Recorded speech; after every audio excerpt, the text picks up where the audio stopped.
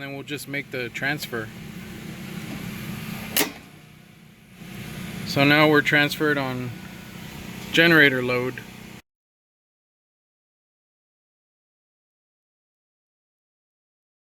Because this is a rental house, this is where I keep my generator. I'm not building a shed for it yet or anything like that because we're gonna move from here within a year.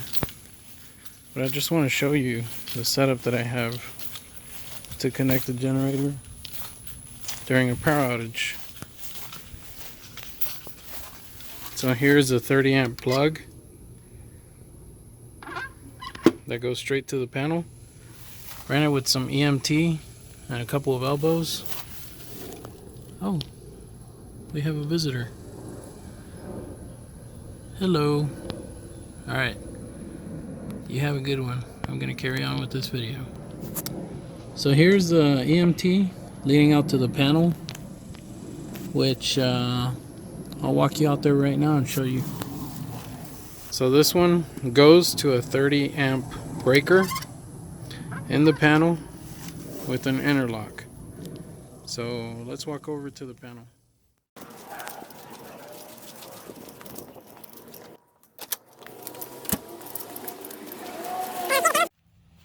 Since the panel is outside of the fence, I put a lock on it. So let's get that unlocked. So now it's unlocked. That's the EMT. It goes across between the fence and the wall, which is a perfect little opening. Comes in right there. And here's the panel. I have a UL listed breaker. There's an advisory to anyone who opens this panel with this properly marked interlock. And right now with this setup, we can run everything but the AC. The AC, I can run it all by itself because it does have a hard start kit, but that means no fridge and no microwave. So for now, we're fine with that, flip-flopping between AC and all else. Generator, it's the Predator 8750 from Harbor Freight. And I have a 10 gauge 30 amp extension cord connected to it. The extension cord goes back around the wall and connects here to the inlet that goes to a 30 amp breaker that's on an interlock in the panel. And I put this little strip of Velcro just because I noticed the first time I ran it, after a while the cable began to sag.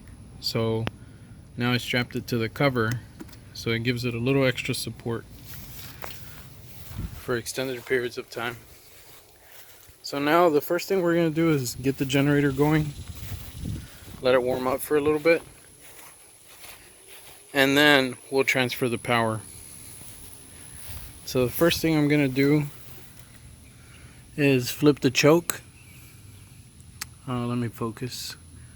Alright, the choke, and then turn on my fuel. Let the fuel flow for a few seconds, and then we'll give it a go.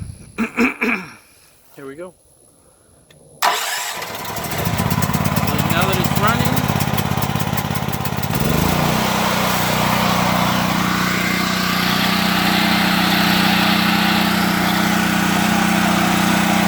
so now I'm just going to let it warm up for a few minutes.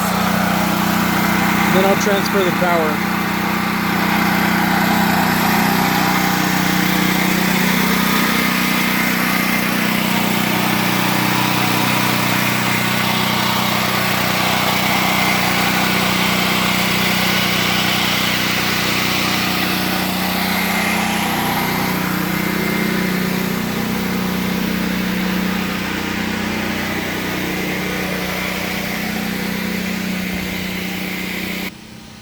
So here we are at the panel.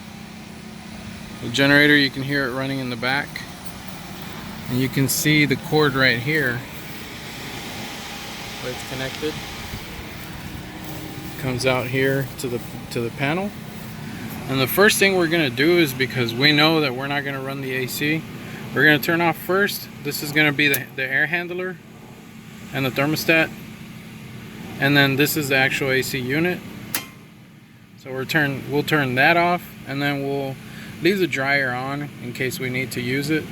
And then we'll just make the transfer. So now we're transferred on generator load, and the interlock is holding the main off, and we're keeping the generator on. So we're gonna let this run for a little bit to exercise the generator. We'll go back inside.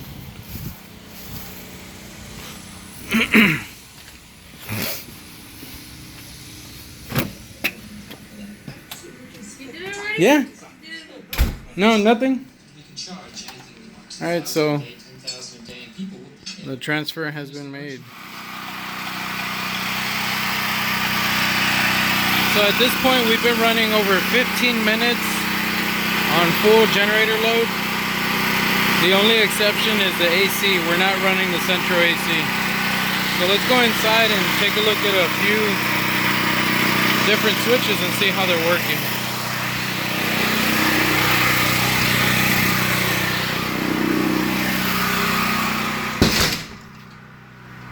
So here we have lights.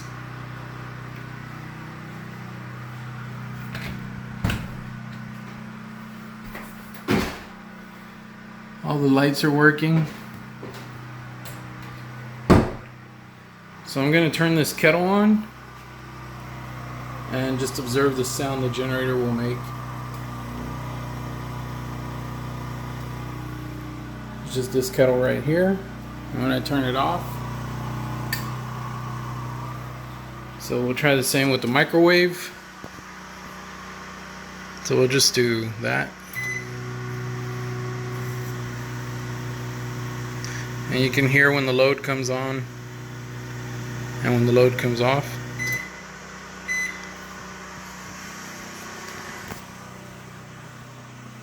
And in here we're able to watch TV, have a ceiling fan going, operate additional lights.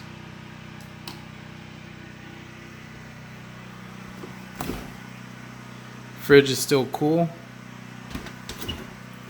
Everything is still cooling. Can't do without the blue roll. So we're on full generator power, and here's another thing. So a lot of people have mentioned that they're afraid to use their garage door openers. It's just a tiny motor in there. It's not even a half a horsepower. So yes, it can work. There, it's working just fine. And then I'll stop it, bring it back down, and then start the other one while that one's coming down. See?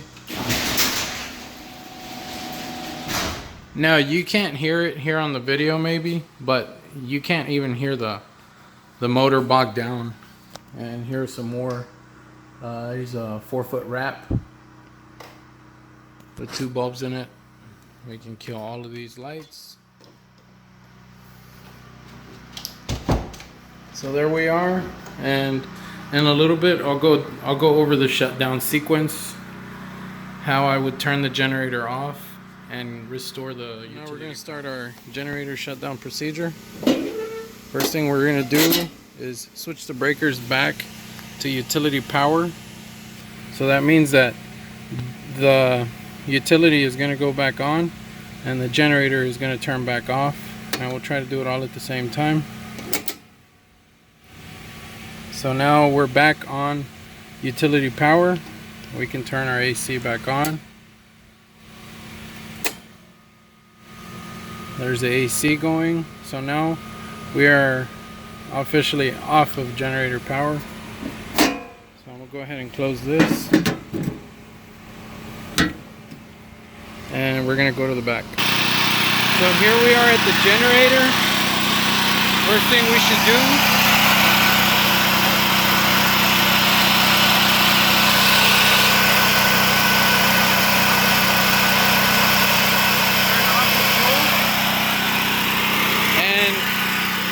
you have one of two choices. You can either let it run dry or just use up some of the fuel that's in the bowl and then shut it off. What I'm gonna do is, since I'm starting it weekly, I'm just gonna let it burn a little bit of what's in the bowl and shut it off. I won't let it starve itself.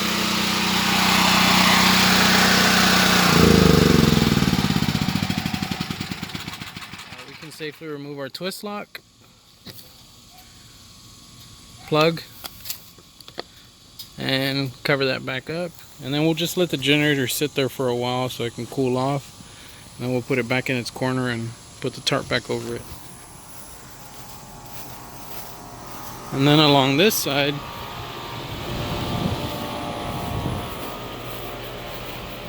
we can see that the plug did not sag at all. It stayed in its spot. Now we can remove the Velcro.